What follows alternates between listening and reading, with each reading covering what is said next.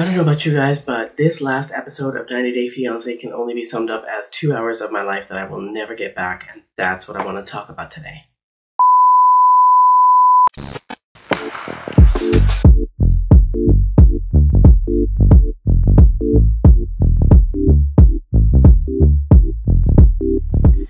Hey, welcome back to my channel. My name is Debbie. I am the She in Sheality TV, and today, like I said in the intro, I want to talk about this last episode of 90 Day Fiancé was probably the most boring thing I have ever endured in the whole 9 seasons of this iteration of the show. So, who do we want to talk about? Like, nothing real big happened with any of them. Like, everybody got married.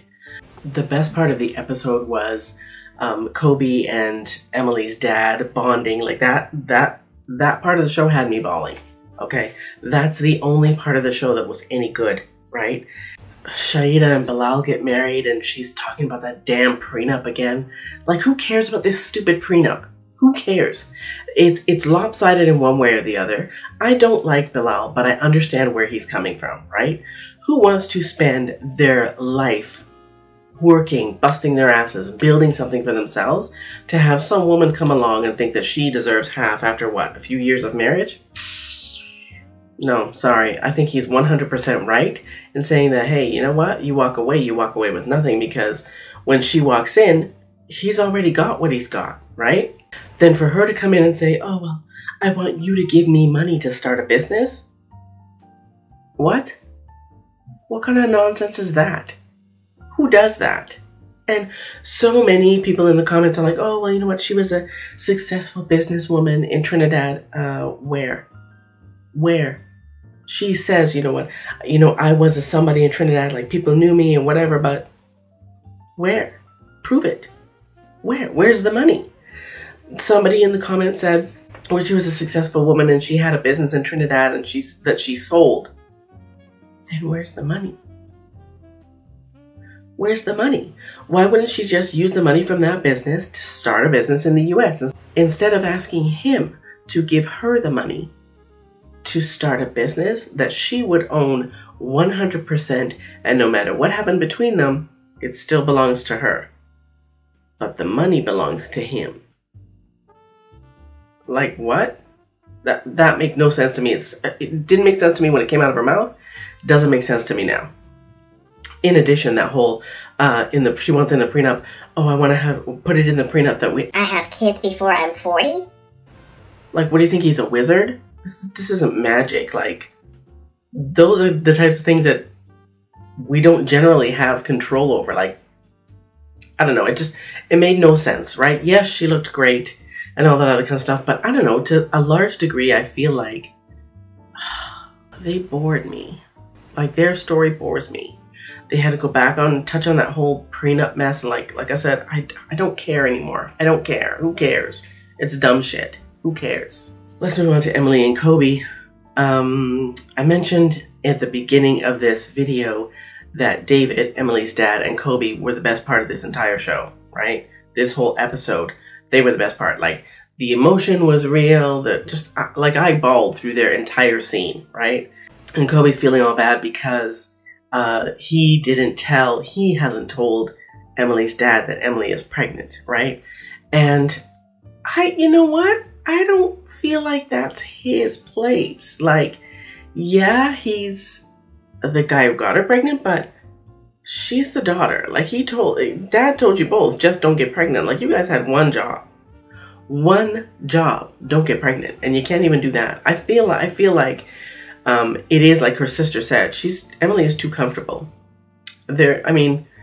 Yes, Kobe's comfortable, but I don't know, Emily's just too comfortable having her parents pay for everything and take care of her and her now husband and their kid or 2 kids or whatever. She's just too comfortable. Like, nobody's lit a fire under her ass. No, she's never had to take care of herself in that way, right? Maybe she has. She doesn't behave like she has. And that's what I'm saying. I'm saying she doesn't behave like someone who's ever had her feet held to the fire. She's never, it's never been sink or swim for her, right? She's always had someone to back her up. Anyway, they got married. Ugh. Boring, with the exception of David and Kobe's bond. That's it. Everyone else is boring. let's talk about Jibri and Miona. The only time I will talk about Jibri and Miona in one of these videos. And it is to say that, do you guys remember Miona kicked up this big stink about how she wanted to have a beach wedding? It had to be a beach wedding. It's got to be a beach wedding. I wanted my beach wedding. It had to be a beach wedding. And where did they get married? Joshua Tree. Isn't that in the desert? Joshua Tree. She couldn't be further from a beach if she was trying to be. Joshua Tree. In their scene, again, they're talking about how his parents don't want to show up to his wedding because they don't support it. And I don't know about you guys, but that to me looks like shitty parenting. Because essentially what they've said is, well, you're not doing it the way we want you to do it, so we don't support you. This man is an adult who has been spending his own money and making his own money.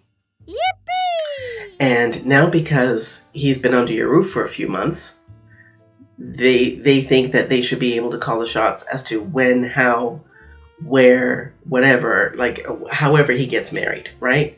Or they're not going to support it, they're not going to show up. That's terrible parenting. Man is an adult. If it's a mistake, let him make his mistake, right? Now, yes, granted, they've been married for God knows how long. Why the hell they're still on this show, I don't have a clue, which is why I don't generally talk about them, because those people who get on these shows purely for clout, and it's obvious that they get on the show purely for clout, I don't mess with those people at all. Can't stand them. The only reason I talked about Miona and Jibri is because of the whole beach wedding thing, and I still feel like his parents are going to show up to his wedding. But anyway, enough about them. I'm done with them. Let's talk about Tai and Patrick. Ugh. Okay, first off, I'm pissed about the whole Tai and Patrick thing because Tai speaks perfect English. She speaks English better than a lot of us. And for some reason, they have her speaking Portuguese on the show, which means that I gotta face the screen and watch the captions. I don't want to do that. I don't want to have to watch the screen to know what's going on because I don't understand what they're saying when they both speak English. So, for the most part, I zip, I forward right through Thais and Patrick's story every single time. If they're going to try and trap me into actually paying attention, because I have to read the damn captions, I'm not doing it.